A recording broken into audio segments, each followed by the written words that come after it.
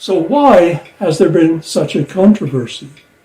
Well, there's been a lot of misinformation in the media to discredit the science of climate change. Much of the doubt was initiated in the 1990s by vested fossil fuel interests, which would stand, of course, to lose their market value.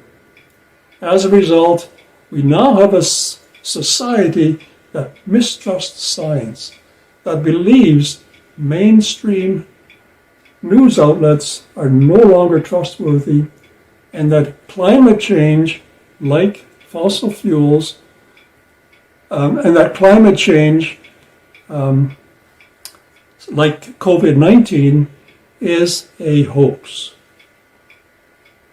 Some governments, including our own, as well as fossil fuel industries, continue to push for greater expansion of fossil fuels in spite of scientists' warning of impending global harm.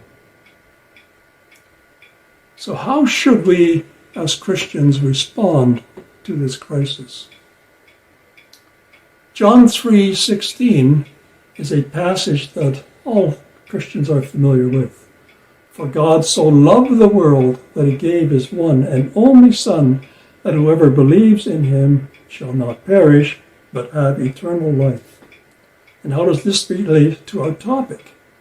So often this verse has been read to mean that God so loved humanity, yet the original Greek word used is cosmos. God so loved his cosmos that he gave his one and only Son. He loved his whole creation, not only humans, but also trees and water and rocks and butterflies. If we love God, should it not follow that we also love his creation? Loving the creation is not idolatry, although it can become that. We love the creation because we love the Creator.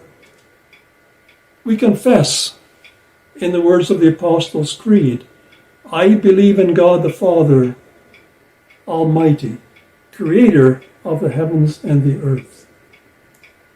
We confess that God is the Creator, and so we also need to show concern for his creation. Psalm 148 is a very interesting psalm praising the whole Maker.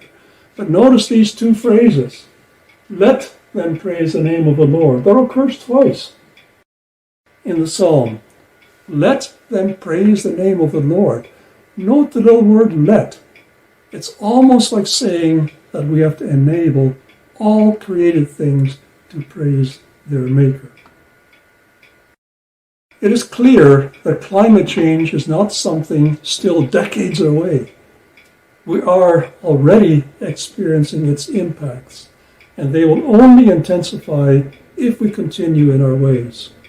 When humans do things that cause harm, we have a responsibility to change our actions.